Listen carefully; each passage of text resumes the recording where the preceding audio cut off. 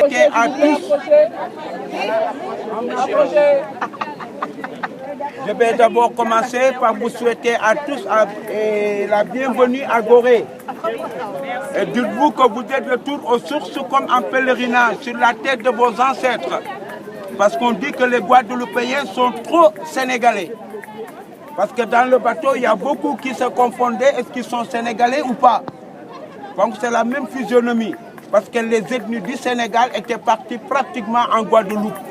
Bravo. Oui. Et ça, il faut le reconnaître. Oui. Donc l'histoire de la Guadeloupe commence à partir de cette île de Gorée.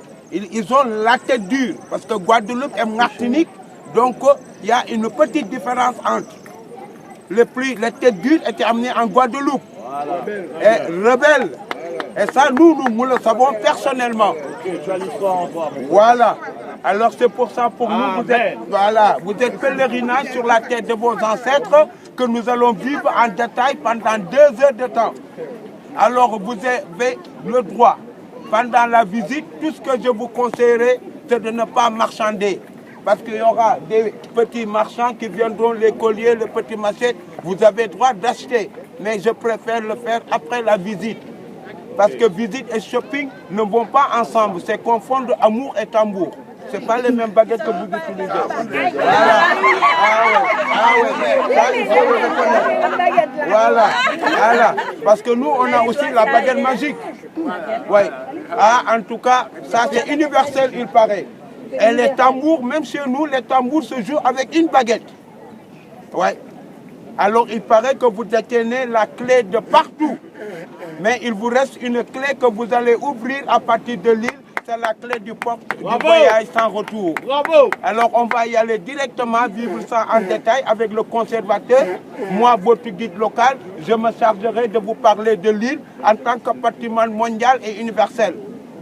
Elle est très petite par sa dimension, mais très grande par son histoire. 900 mètres de long, 300 mètres de large, 1800 habitants vivent en permanence, dont la majorité est musulmane, certes, mais on a un taux assez élevé de catholiques, dont 30% de la population. Gorée, comme seule activité, n'a que le tourisme. Depuis 1978, l'UNESCO l'avait classé patrimoine mondial et universel. Alors c'est ça qui fait le charme de cette île, la seule site en Afrique de l'Ouest dont l'architecture coloniale est intégralement conservée. Plus grande destination touristique du Sénégal qui n'a pas d'hôtel. Ouais. Donc on a voulu préserver l'authenticité de cette île pour donner la chance à la génération future de vivre ça en détail. Alors du coup, on va commencer notre visite dans cette dite maison des esclaves, appelée ainsi parce que c'est la dernière en activité. Il y avait 28 maisons des esclaves qui ceinturaient l'île.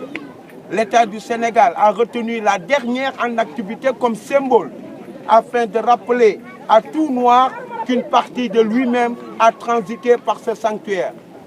Alors, leur particularité, elles donnent des portes face à la mer, appelées portes du voyage sans retour.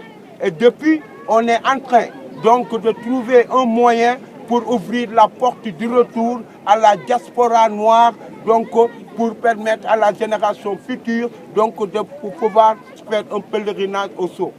Donc du coup, on va aller directement visiter cette maison des esclaves et le conservateur nous attend, mieux placé que quiconque, qui va vous relater les 3 siècles d'esclavage et le rôle de Gorée.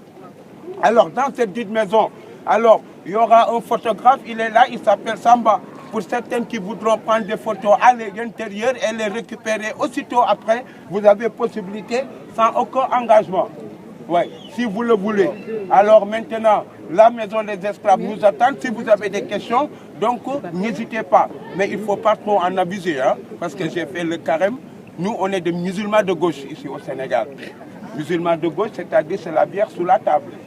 Voilà, on n'est pas intégriste.